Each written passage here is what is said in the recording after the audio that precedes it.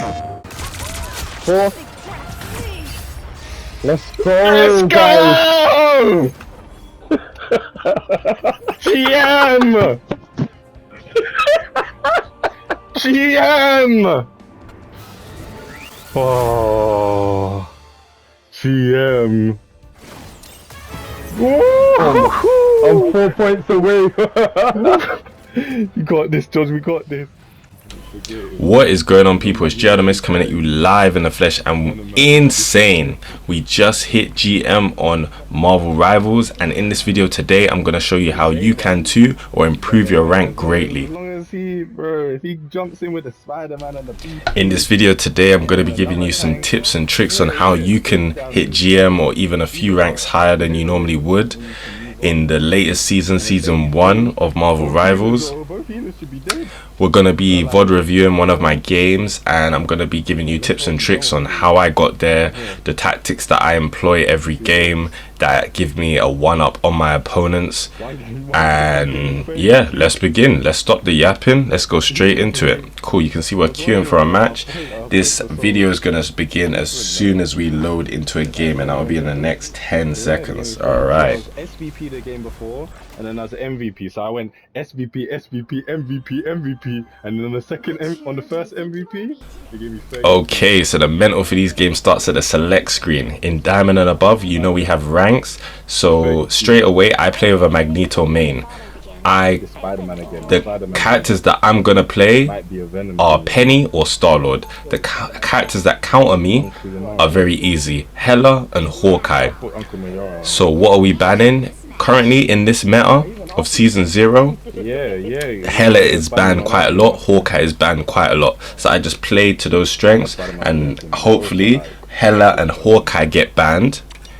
If they do in the first round, my second ban is a strange ban. The reason for that is because he counters, or he is one of the top tanks right now, and if my team want a shield, or the opponent's team want a shield, they have to rely on a Magneto. And I know my Magneto is going to be better than their Magneto, hence why my whole team has banned Strange. I miss counter and I have a hard time, so it's mad. Bans are pivotal in this game. You can hit any rank in this game above like Eternity or whatever, as long as you're utilizing the bans correctly.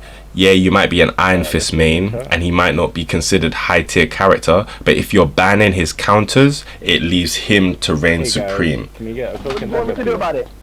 So as you can see, my team has banned Strange, Hela, Hawkeye, and the other team has banned Hulk. All these characters in some way or another kind of counter or make Penny less valuable. In this type of game mode, not so much. She's quite a valuable unit or character, but I would say Hela and Hawkeye definitely, and then the Strange ban reinforces the Magneto player on my team. Cool, so we're now in the game. You can see our team loadout.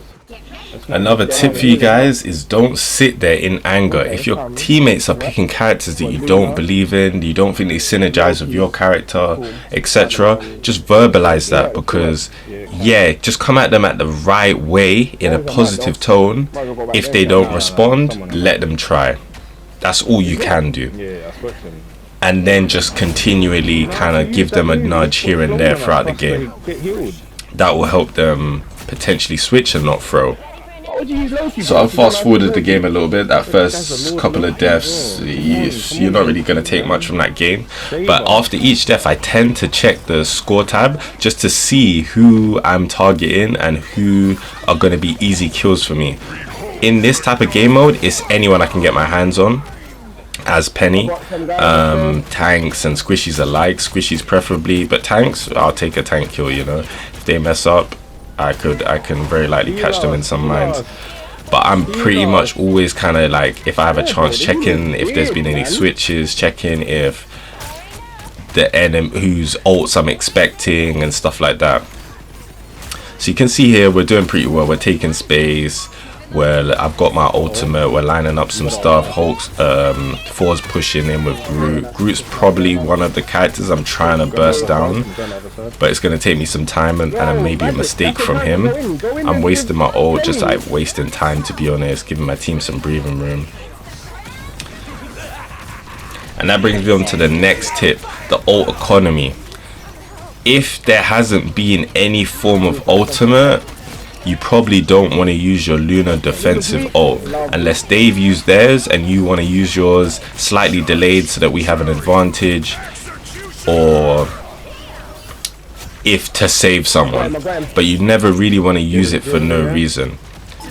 So that's the same with pretty much every ult in the game. You want to use the ult to either get a kill, to snuff out their ults.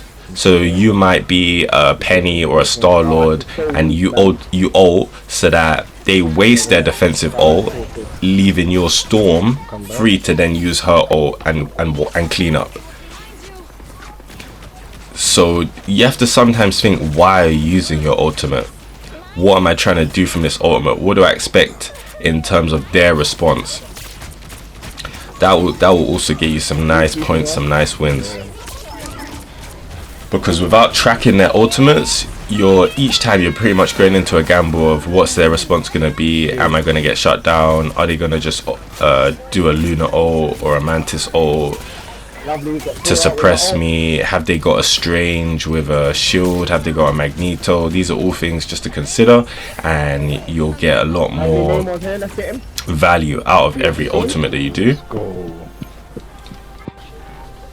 And target prioritization.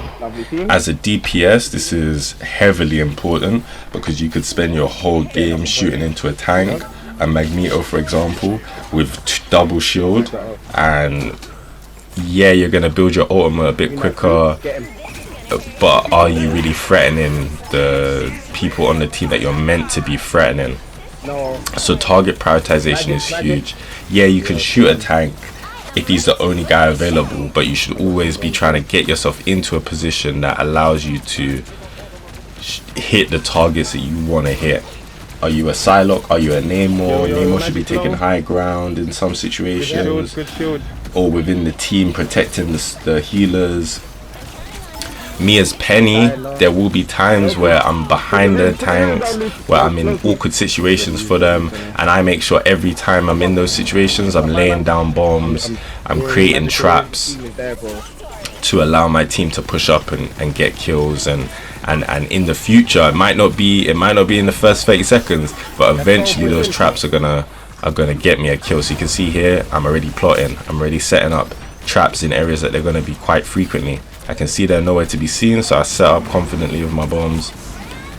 Don't know where they are. Moonlight, easy kill. And if you're someone that's trying to get to Diamond, that wasn't able to get to Diamond the previous season, consider picking characters that are getting banned this season. Yeah, you might not be using bans yourself, but use that to your advantage so that no character can be banned. So look at the characters that are being banned. So for example, in season 1 it's a lot of the same, Hela, Hawkeye, but a lot of Storm. People already have like had enough of seeing her every game pop off, how pivotal she is in protecting healers, in being anti-dive, in being anti-magic, anti-Black Panther, anti-Spider-Man, anti-Venom, anti-Captain America. All these characters are somewhat countered by Storm. So consider picking a character that can't be banned yet to get you to Diamond, and then you can figure things out there, or maybe you're happy with hitting just Diamond, you know. So that's another tip that can help you rank up. Literally, and that leads me into another point, being versatile. This is a game without role queue, so when I play games, a lot of the time I can tell that games are decided by tank players, obviously by the whole team performance, but many times I load into a game and there's not many, in the lower ranks specifically, there's not many tank players, there's not many confident tank players. So me being able to play Penny and a few other tanks, but mainly Penny,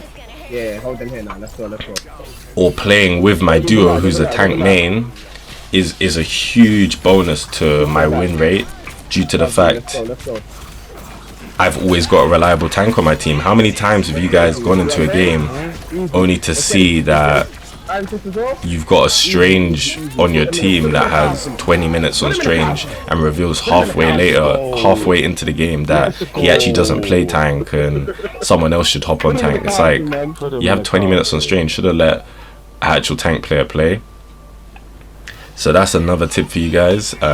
Being versatile in the characters that you can play, being able to play, I would say 3 characters in every role, but let's just narrow it down to 2 or even 1. If you can play 1 character in every role, that's going to massively affect your win rate, because there's going to be games where the DPS aren't performing, you're going to need to go on DPS. There's going to be games where the healers aren't performing, why not go triple support? A massively powerful comp this season that a lot of players struggle to break down.